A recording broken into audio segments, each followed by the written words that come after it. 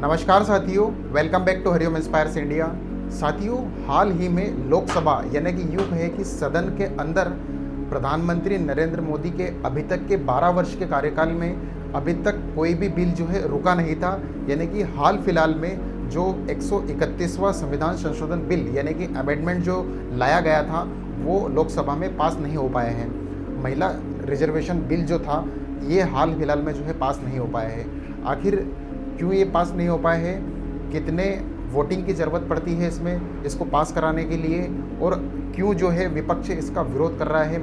महिला सशक्तिकरण जो बिल आया है अभी वर्तमान में, और जो सरकार इस बिल का रिजर्वेशन के तौर पर जो है लाना चाहती है। परिसीमन इससे पूर्व कब हुआ था, क्यों परिसीमन को लेकर के भी जो है अभी विवाद छिड़ा हुआ है। आइए इस वीडियो में हम पूरा जानेंगे। लेकिन आपने अभी तक हमारे चैनल को सब्सक्राइब नहीं किया है और आप यदि एसएससी और विभिन्न प्रतियोगी परीक्षाओं की प्रिपरेशन करते हैं तो आप हमारे चैनल से जुड़ सकते हैं। हमारे चैनल को प्लीज़ सब्सक्राइब कीजिएगा जिससे कि हमारी जो नोटिफिकेशन है वो आप तक समय से पहुँच पाए। 131वां संविधान संशोधन विधेयक जो है हाल ही में लाया गया संसद में, और ये हाल फिलहाल में विपक्ष इसका विरोध कर रहा है। क्यों ये पास नहीं हो पाया, लेकिन उससे पहले हम इसके कुछ बिंदु पर चर्चा करना चाहेंगे।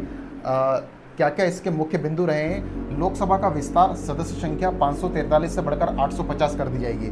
साथियों, इसकी नींव जो है जब संसद भवन नए संसद का निर्माण किया गया था, वो नए संसद का निर्माण इसी को लेकर के किया गया था कि जब जनसंख्या बढ़ जाती है तो उस जनसंख्या के हिसाब से जब परिसीमन होता है तो नए मेंबर्स का जो है इसमें आना होता है। तो ऐसी स्थिति में नई संसद का निर्माण किया गया था, वो इसी को लेकर के किया गया था ताकि जो है इसकी सीट जो है कहीं ना कहीं आगे चल करके बढ़ाई जा सके, नए परिसीमन का गठन किया जा सके। और 815 सीटें राज्यों से होगी और 35 सीटें जो है वो केंद्र शासित प्रदेश से होगी।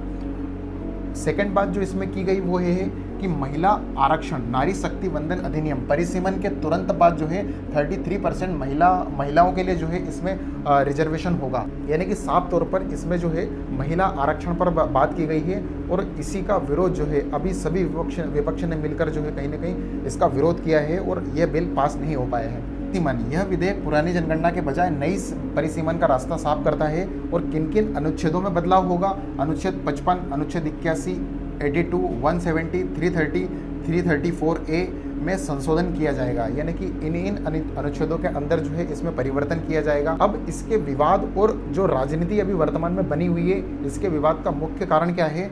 विपक्ष की चिंता, कांग्रेस और अन्य विपक्षी दल जो है इसे 2029 के चुनावों के लिए तुष्टीकरण और ज़्यादा से ज़्यादा राज्यों के प्रतिनिधित्व को कम करने का प्रयास मान रहे हैं। यानी कि जितने भी राज्य हैं इनमें जो प्रतिनिधि है, यानी कि प्रतिनिधित्व को कम करने के लिए बीजेपी गवर्नमेंट जो है ऐसा कर रही है। यानी कि सरकार ऐसा करना चाह रही है आने वाले चुनावों को लेकर के, ये ऐसा विपक्ष का कहना है। यानी कि राज्यों के परिसीमन को लेकर विपक्ष का ऐसा कहना है कि तुष्टीकरण करना चाहती है सरकार। साउथ के जो स्टेट है उनके प्रतिनिधित्व को कहीं ना कहीं एक तरीके से सरकार कम करना चाह रही है। तो यदि ऐसा होता है, सीटों में अगर बढ़ोतरी की जाती है और परिसीमन किया जाता है तो इसका आधार क्या रहेगा। तो अगर मौजूदा लोकसभा का आधार 1971 की जनगणना थी, यानी कि 1971 की जनगणना के आधार पर जो है उस समय परिसीमन हुआ था, उस समय के अकॉर्डिंग था। यानी कि निश्चित रूप से अभी वर्तमान में भारत की जनसंख्या जो है पहले से काफ़ी बढ़ चुकी है, तो इसका परिसीमन किया जाना चाहिए, स्वाभाविक है।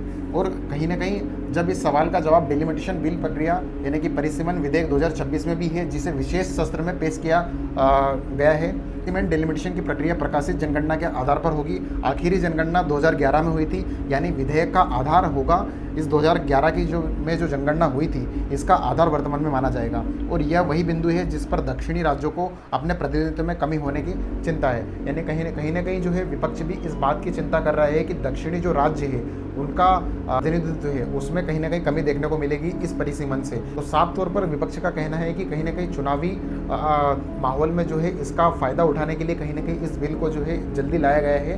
तो बाकी आपकी क्या राय है, कमेंट बॉक्स में ज़रूर कमेंट करके बताइएगा कि क्या इस बिल का आवश्यकता अभी वर्तमान में थी, या महिला सशक्तिकरण को लेकर के जो ये बिल लाया गया है क्या वास्तव में सही है, या इस प्रकार की चीज़ें होना चाहिए।